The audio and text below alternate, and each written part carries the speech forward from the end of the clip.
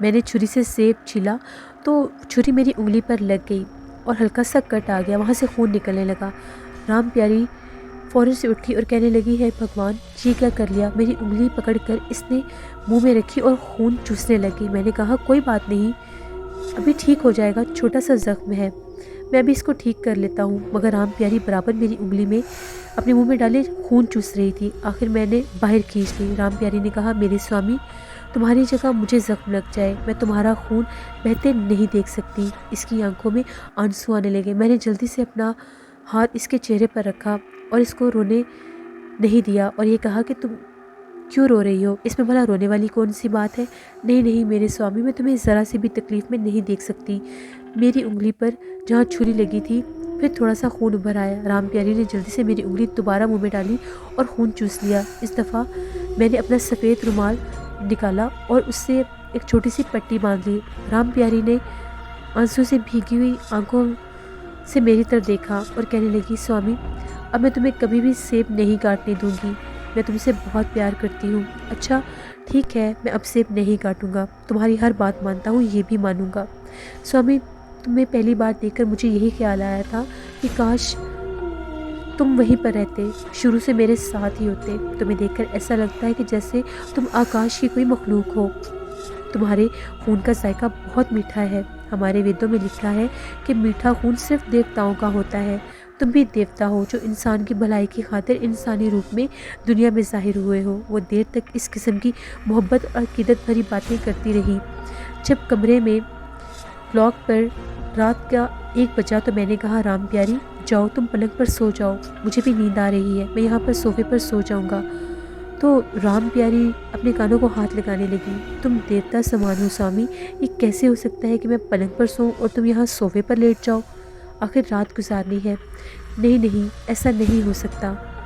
تم ایسا کرو، تم جا کر پلنگ پر سو جاؤ اور میں تمہارے پیروں میں بیٹھ کر رات گزاروں گی اور تمہارے پاؤں دباتی رہوں گی۔ اس نے ایسا ہی کیا۔ مجھے اٹھ کر زبردستی پلنگ پر لیٹنا پڑا اور وہ وہیں پر آ کر بیٹھ گئی، خود آلتی پالتی مار کر میرے پیر دبانے لگی۔ میں نے اسے بہت منع کیا، بہت دفعہ پاؤں پیچھے بھی کھینچے، لیکن وہ کوئی بات سننے کے لیے تیار ہی نہیں تھی۔ بالآخر میں چپ ہو گیا، مجھے بھی نیند نہیں آ رہی تھی۔ وہ میری ہر بات سنی انسنی کر کے میرے پاؤں دبانے لگی۔ میں جہلم اور لاہور کے سفر سے بہت تھکا ہوا تھا، مجھ پر غنودگی طاری ہو رہی تھی۔ رام پیاری جس محبت اور نرمی سے میرے پیر دبا رہی تھی، مجھے بہت زیادہ سکون آ رہا تھا اور میں واقعی سو گیا۔ مجھے کچھ ہوش نہ رہا۔ خواب میں کیا دیکھتا ہوں کہ میں خوبصورت سے محل کے باغیچے میں سے گزر رہا ہوں، رنگ برنگے پھول کھلے ہوئے ہیں۔ میں ایک سرخ پھول توڑنے کے لیے اپنا ہاتھ آگے کرتا ہوں تو اچانک جھاڑیوں میں سے ایک کالی سیاہ موٹی تازی بلی اچھل کر میری انگلی اپنے منہ میں دبوچ کر چبانے لگتی ہے۔ میں چیخ مار کر ہاتھ پیچھے کھینچتا ہوں اور وہ ایک دم سے میرے اوپر حملہ کرتی ہے اور میری آنکھ کھل جاتی ہے۔ آنکھ کھولتے ہی میں دیکھتا ہوں کہ کمرے کی بتی جل رہی تھی اور رام پیاری ساتھ لیٹی ہوئی تھی اور اس نے میری زخم والی انگلی اپنے منہ میں ڈال رکھی تھی۔ میں نے ہاتھ کھینچ لیا۔ یہ کیا کر رہی ہو رام پیاری؟ رام پیاری، میری انگلی پر صاف کپڑے کی پٹی لپٹی ہوئی تھی، تم نے آخر اس کو کیوں کھول دیا؟ نہیں سوامی، مجھے یہ تھا کہ آپ کے ہاتھ سے ابھی بھی خون بہہ رہا ہوگا، آپ کو آرام آ جائے گا۔ میرے دل میں کوئی اور دوسرا خیال نہیں آیا۔ مجھے یہی لگا کہ شاید یہ مجھ سے بہت پیار کرتی ہے، کاش یہ مسلمان ہوتی تو میں اس سے شادی کر لیتا۔ اس کے بعد وہ وہیں پر لیٹ گئی۔ صبح اٹھا تو رام پیاری سب سے پہلے ساڑی پہن کر تیار ہو کر صوفے پر بیٹھی اخبار پڑھ رہی تھی۔ مجھے دیکھ کر اس نے اخبار سائڈ پر رکھا اور جلدی سے پلنگ پر آ کر میرے آگے دونوں ہاتھ باندھ کر سر جھکائے پرنام کیا اور پھر وہاں پر بیٹھ کر کہنے لگی، سوامی، ہاتھ منہ دھو لو۔ میں نے اٹھ کر جیسے اس کو دیکھا وہ بہت خوبصورت لگ رہی تھی۔ میں اٹھا اور باتھ روم میں گیا۔ منہ ہاتھ دھونے کے بعد انگلی پر پٹی کھولی تو دیکھ کر حیران سا رہ گیا۔ میری انگلی کا معمولی سا زخم بالکل بھی نہیں تھا، وہ باقی زخم بھی اس طرح سے صاف ہو گیا تھا کہ جیسے یہاں پر کچھ ہے ہی نہیں۔ میں اپنی انگلی کو پلٹ کر غور سے دیکھنے لگا۔ انگلی اس طرح صاف تھی جیسے کبھی اس پر کوئی کٹ لگا ہی نہیں تھا۔ میں نے باہر آ کر رام پیاری کو اپنی انگلی دکھائی۔ دیکھو رام پیاری، تمہارے سامنے میری انگلی پر چھری سے کٹ لگا تھا نا، جہاں سے تم نے خون چوس لیا تھا اور میں نے پٹی باندھ لی تھی، مگر اب وہ زخم غائب ہو گیا ہے۔ رام پیاری نے بڑی محبت سے میرا ہاتھ اپنے ہاتھوں میں لے کر انگلی کو دیکھا اور ہاتھ باندھ کر سر جھکائے بولی، مہاراج، آپ واقعی اندر لوک کے دیوتا ہیں۔ वेदों में साफ लिखा है कि देवताओं को अगर जख्म लग जाए तो इसका जिस्म पर कोई निशान नहीं पड़ता। मेरे इस किस्म की बातों पर बिल्कुल भी यकीन नहीं था। मैं किसी देवता वगैरह को नहीं मानता था, लेकिन इस बात पर हैरान ज़रूर था कि मेरी उंगली पर लगा ज़ख्म गायब कैसे हो गया। फिर ये सोचकर मैंने अपने आप को मुतमईन कर लिया कि मामूली सा कट था, हो सकता है रातों रात गायब हो गया हो। नाश्ता करने के बाद रेलवे इंक्वायरी ऑफिसर का फ़ोन आ गया और मैंने उससे ये पूछा कि हम लोगों को बनारस जाना है, कौन सी गाड़ी मिलेगी।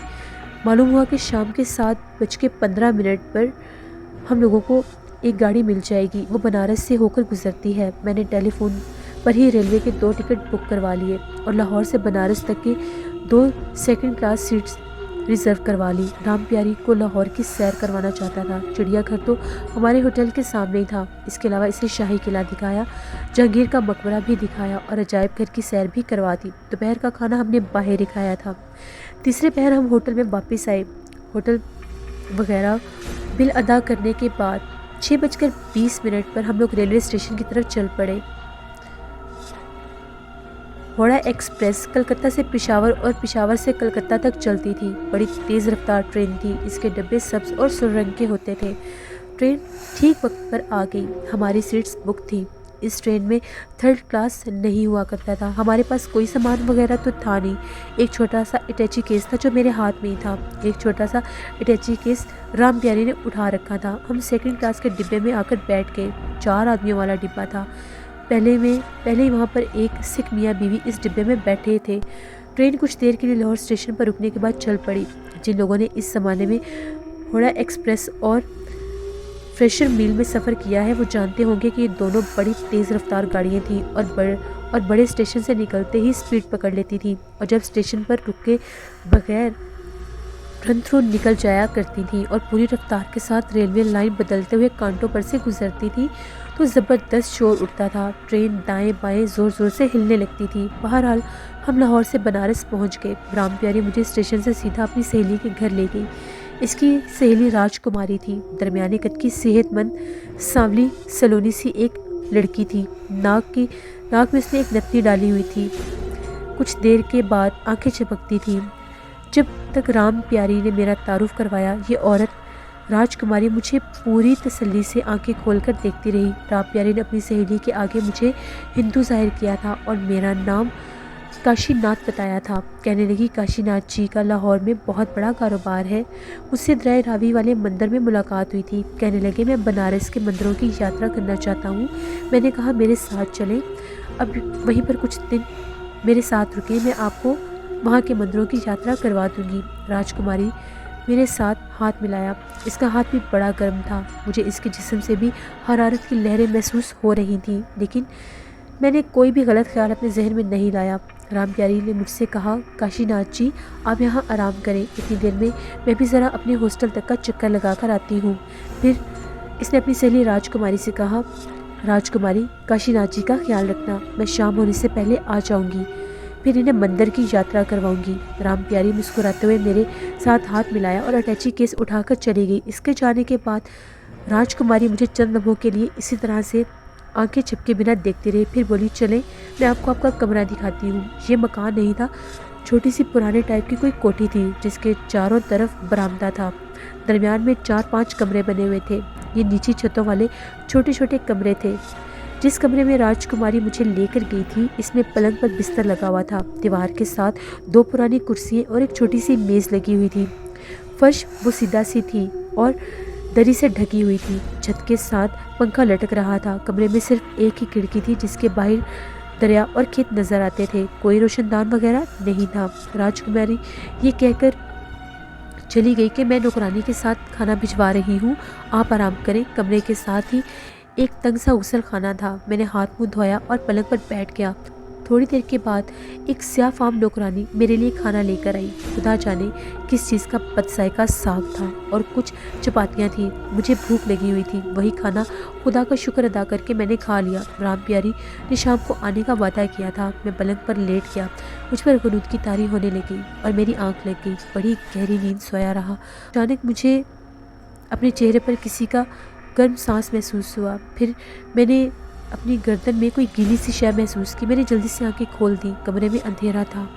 صرف دریا والی کھڑکی میں سے ہلکی ہلکی روشنی آ رہی تھی۔ میں نے دونوں آنکھوں کو اپنے چہرے پر جھکے ہوئے دیکھا، یہ راجکماری تھی۔ مجھے بیدار ہوتا دیکھ کر وہ جلدی سے پیچھے ہٹ گئی۔ میں اٹھ کر بیٹھ گیا۔ کیا بات ہے راجکماری جی؟ میں نے تجسس کے ساتھ پوچھا۔ راجکماری بغیر پلکیں جھپکے مجھے مسلسل دیکھے جا رہی تھی اور کہنے لگی، کچھ نہیں، کوئی بات نہیں، میں یہ پوچھنے آئی تھی بھوجن ٹھیک تھا؟ ہاں ٹھیک تھا۔ میں نے رسمی طور پر کھانے کی تعریف کی، لیکن مجھے محسوس ہو رہا تھا کہ یہ کوئی پرسرار عورت ہے اور کسی مقصد کے لیے میرے اوپر جھکی ہوئی تھی۔ میری گردن پر جہاں مجھے نرم نرم گیلی شے محسوس ہوئی تھی وہاں ہلکی ہلکی جلن ہو رہی تھی۔ راجکماری چلی گئی۔ میں اس کے پاس آ کر باہر دیکھنے لگا۔ کچھ دور فاصلے پر دریا کے دونوں کناروں پر سادھو سنتوں کی چھتریاں لگی ہوئی تھیں جو کہ زرد رنگ کی تھیں اور وہ چبوترے پر لگی ہوئی تھیں۔ کچھ لوگ دریا میں اشنان بھی کر رہے تھے۔ یہ ہندوؤں کا مقدس دریائے گنگا تھا۔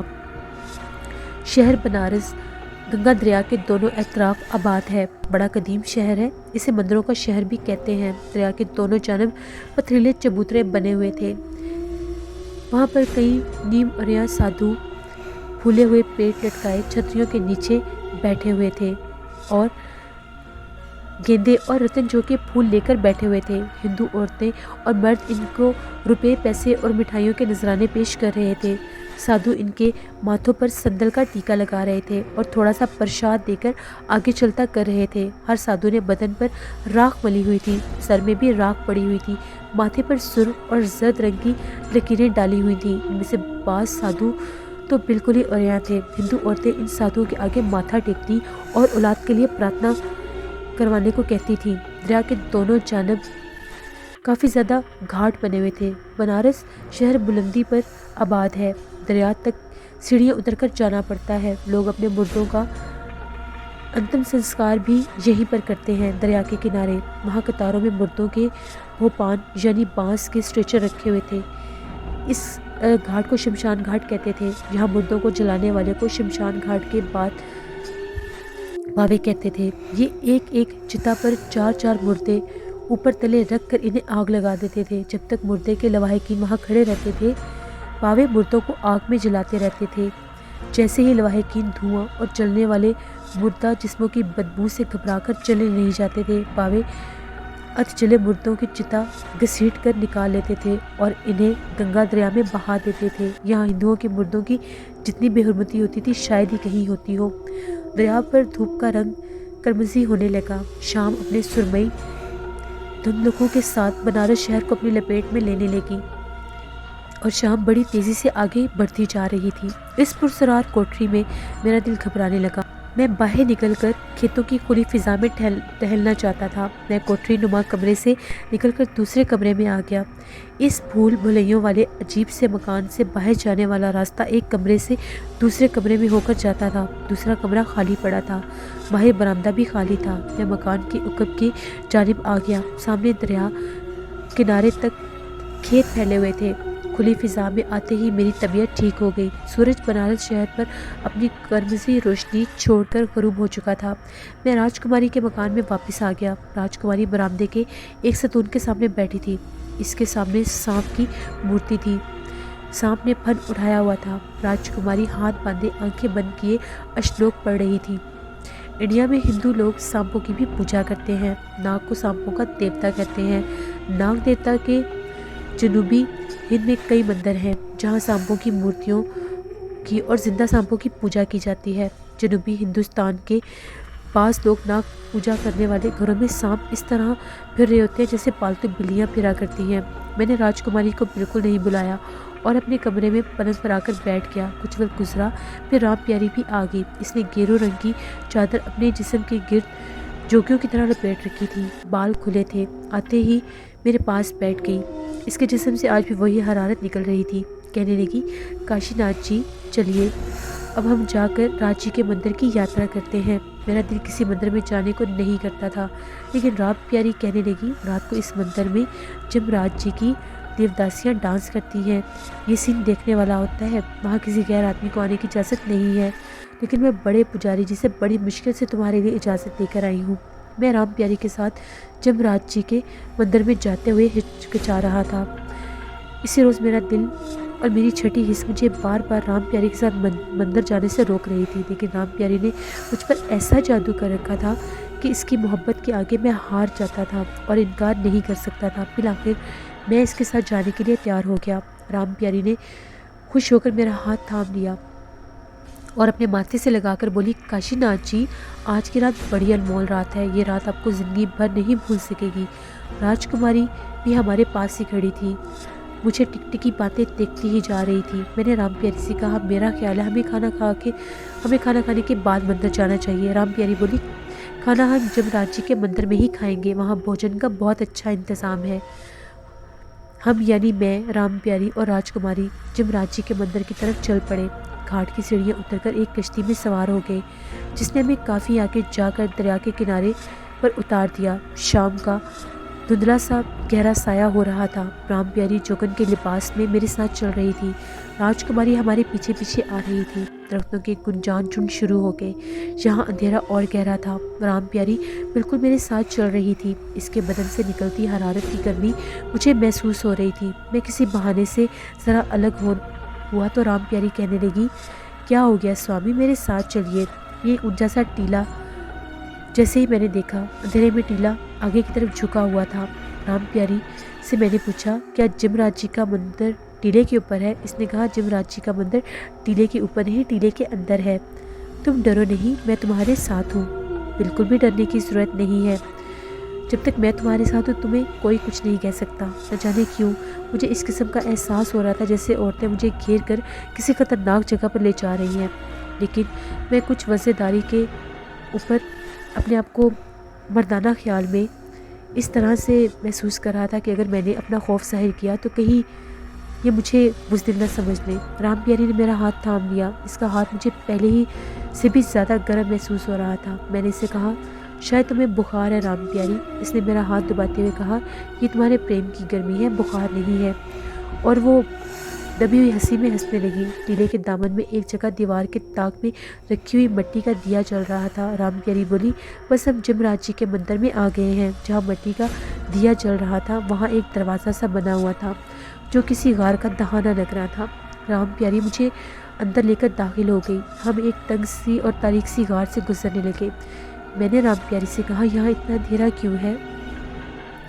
اس نے میرا بازو پکڑا ہوا تھا اور کہنے لگی، ابھی روشنی آ جائے گی۔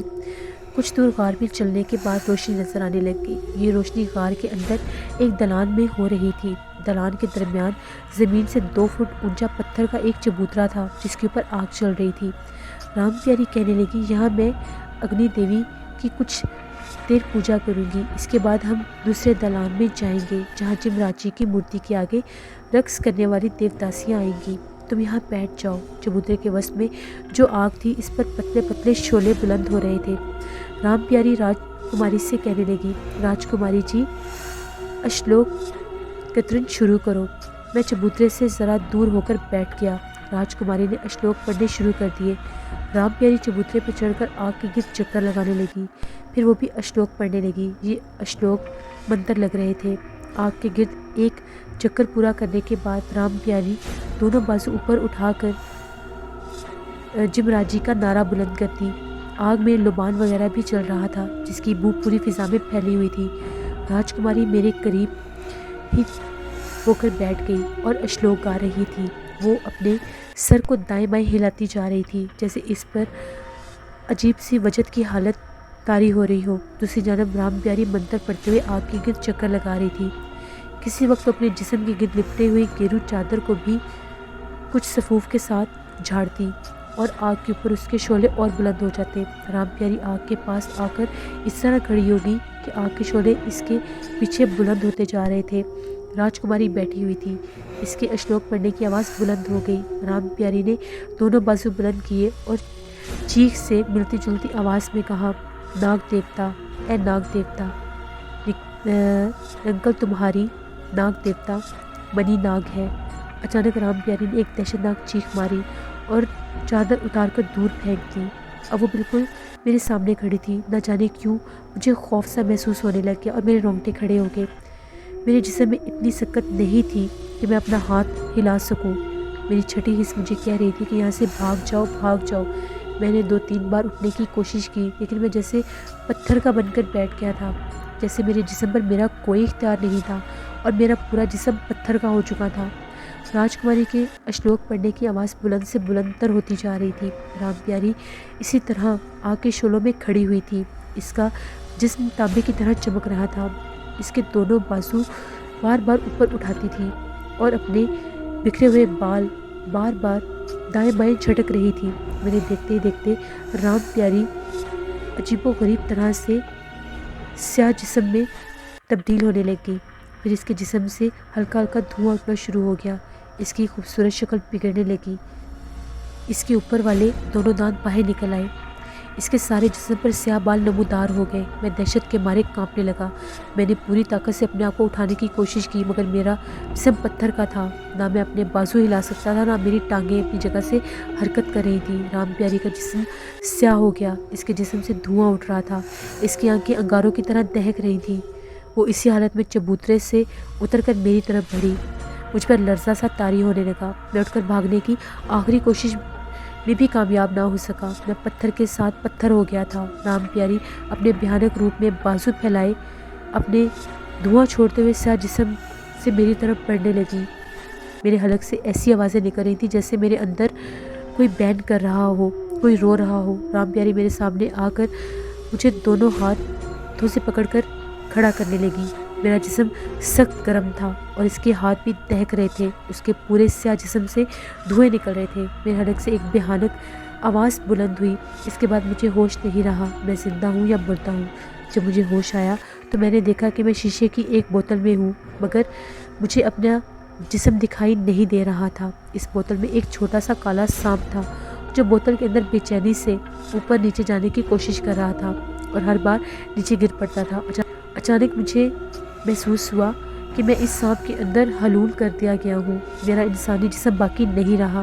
میری عقل، میری یادداشت، میرے انسانی حواس بدستور موجود تھے۔ میں سانپ کی شکل میں جس بوتل کے اندر بند تھا وہ کوٹری کے طاق میں پڑی تھی۔ کوٹری کے آمنے سامنے 2 دیے جل رہے تھے۔ سانپ کی نظریں دیکھ رہی تھیں لیکن انسانی ذہن کے ساتھ سوچ رہا تھا۔ مجھے ایک دم کامنی کا خیال آ گیا۔ اس نے مجھے بتایا تھا کہ میری بہن آسما پر ایک پاتالی چڑیل کا سایہ ہے۔ پاتالی چڑیل منگل جادوگر کی خاص چڑیل ہے۔ اس نے یہ بھی بتایا تھا کہ پاتالی چڑیل کا جسم ہر وقت گرم رہتا ہے اور اس کے بدن سے ہر وقت دھواں نکلتا رہتا ہے۔ رام پیاری کا جسم جب میں نے سیاہ ہوتا دیکھا تھا تو اس کے جسم سے بھی بالکل ویسے ہی دھواں نکل رہا تھا جس طرح پاتالی چڑیل کا جسم تھا۔ مجھے تب یقین ہوا کہ یہ ایک سوچی سمجھی اسکیم کے تحت مجھے لاہور سے یہاں جیوراج کے مندر میں لائی تھی اور میں اب اس کے قبضے میں ہوں۔ یہ وہی پاتالی چڑیل تھی جس کا سایہ میری بہن آسما پر تھا۔ میں نے کامنی کی مدد سے پاتالی چڑیل کو شکست دی تھی اور اس کی ہلاکت خیز آسیب سے اپنی بہن کو نجات دلائی تھی۔ اسی لیے پاتالی چڑیل مجھ سے انتقام لینے آئی تھی اور میں اس کے انتقام کا انتہائی ہولناک مہرا تھا۔ میں سانپ کی شکل میں ضرور تبدیل کر دیا گیا تھا، مگر میرا ذہن انسان کے ذہن کی طرح ہی جاگ رہا تھا۔ میری یادداشت بھی قائم تھی اور میں ایک ایک چیز کا مشاہدہ سانپ کی آنکھ سے نہیں بلکہ انسانی آنکھوں سے کر رہا تھا۔ فرق صرف اتنا تھا کہ مجھے اپنا جسم دکھائی نہیں دے رہا تھا، لیکن اس میں کوئی شبہ نہیں کہ مجھ پر قدرت کی طرف سے ایک ایسا عذاب نازل ہو گیا تھا جس کا میں تصور بھی نہیں کر سکتا تھا۔ مجھے اپنی انسانی آنکھیں نظر آ رہی تھیں، مگر مجھے محسوس ہو رہا تھا کہ میری آنکھوں میں آنسو تیر رہے ہیں۔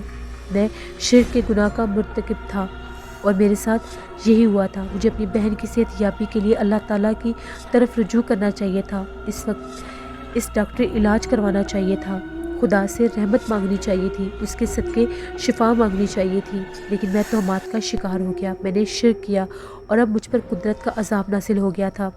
میں اپنے ذہن میں توبہ استغفار کرنا شروع کر دیا۔ اللہ کے حضور اپنی بخشش کی دعا مانگنے لگا۔ کوٹری میں آمنے سامنے دیواروں کے طاق میں موجود جو 2 دیے جل رہے تھے، اچانک ان کی لو کانپنے لگی۔ ان میں سے ایک دیا بجھ گیا۔ دوسرے دیے کی لو شاید دہشت مارے اتنی مدھم ہو گئی تھی کہ کوٹری میں اندھیرا سا چھا گیا۔ جس بوتل میں میں بند تھا اسے کاغذ سے بند کیا گیا تھا۔ میں نے کتنی بار کوشش کی میں بوتل سے باہر نکل سکوں۔ ایک دم ایک عورت کی دل دہلا دینے والی چیخ بلند ہوئی۔ میرے سانپ کے جسم کے سامنے آ کر کھڑی ہو گئی۔ چیخ کی آواز اتنی بھیانک اور بجلی کی کڑک جیسی تھی کہ طاق میں رکھی ہوئی بوتل اپنی جگہ سے ہلنے لگ گئی۔ پھر سامنے والی دیوار پر ایک ایسی عورت کی شکل نمودار ہوئی جس کے بال بکھرے ہوئے تھے، آنکھیں لال انگاروں کی طرح دہک رہی تھیں، دو نوکیلے دانت ہونٹوں سے باہر نکلے ہوئے تھے، اور وہ ایک سیاہ فام جسم کی مالک جس کے جسم سے دھواں اٹھ رہا تھا عورت تھی۔ یہ پاتال کی چڑیل کے سوا کوئی دوسری چڑیل نہیں تھی۔ یہ چڑیل دیوار سے باہر نکل آئی، وہ طاق کے پاس آ کر بوتل کے سامنے کھڑی ہو گئی اور پھر اس میں گھسی ہوئی ڈراؤنی آوازیں نکالنے لگی۔ اس نے ایک مکروہ کہکا لگایا، تم سمجھ رہے ہوگے نا کہ میں نے تمہیں معاف کر دیا تھا، تمہیں بھلا دیا تھا؟ ہرگز نہیں، میں اس روز سے تمہارے پیچھے لگی ہوئی تھی اور اس موقع کی تلاش میں تھی جب تم مرن گھاٹ والی کامنی سے مل کر مجھے اپنی بہن کے سر سے اتارنے میں کامیاب ہو گئے تھے۔ میں نے اسی روز فیصلہ کر لیا تھا کہ تم سے اپنی شکست اور اپنی بے عزتی کا بدلہ ضرور لوں گی۔ تمہارے شہر لاہور میں میرا منتر اس لیے تم پر آسانی سے نہیں چل سکتا تھا۔ وہاں تم لوگ مسجدوں میں اذان کی آواز بلند ترین ہوتی ہے، میں تمہیں کسی طرح بھی گھیر نہیں سکتی تھی۔ تمہیں اپنے جال میں پھنسانے کے لیے، تمہیں یہاں تک لانے کے لیے مجھے بہت محنت کرنی پڑی، مگر تم لاہور سے باہر نہیں نکل رہے تھے۔ آخر مجھے ایک خوبصورت لڑکی رام پیاری کی شکل اختیار کرنی پڑی اور تمہیں ورگلا کر یہاں پر اپنے ساتھ لانے میں کامیاب ہو گئی۔ اب میں تمہاری بہن کے سر پر تو آسے بن کر کبھی سوار نہیں ہو سکتی، لیکن تمہیں اپنے چنگل سے نہیں نکلنے دوں گی اور تمہیں بتاؤں گی کہ پاتالی چڑیل سے اگر کوئی اس کا شکار چھین لے تو وہ اپنی بے عزتی کا کس حد تک بھیانک انتقام لیتی ہے۔ تم میرے طلسم اور میرے قبضے سے کبھی آزاد نہیں ہو سکو گے۔ میں تمہیں ہر دفعہ کسی نئے عذاب میں مبتلا کروں گی، نئے سے نئی اذیت تمہارے لیے ایجاد کروں گی۔ تمہیں ایک ہی بار مارنے کے بجائے تمہیں بار بار ماروں گی، تمہیں بار بار موت کی اذیت سہنی ہوگی، اور میں تمہیں تب تک سانپ کے روپ میں ہی بوتل میں بند کر کے رکھوں گی۔ تم قیامت تک میرے قیدی بن کے رہو گے، میرے طلسمی منتروں کے اسیر بن کر، میرے غلام بن کر رہو گے۔ میں جیسا کہوں گی ویسا ہی کرو گے، تم وہی کرو گے جو میں کہوں گی۔ پھر اس نے ایک مکروہ کہکا لگایا اور طاق میں سے بوتل اٹھا کر غائب ہو گئی۔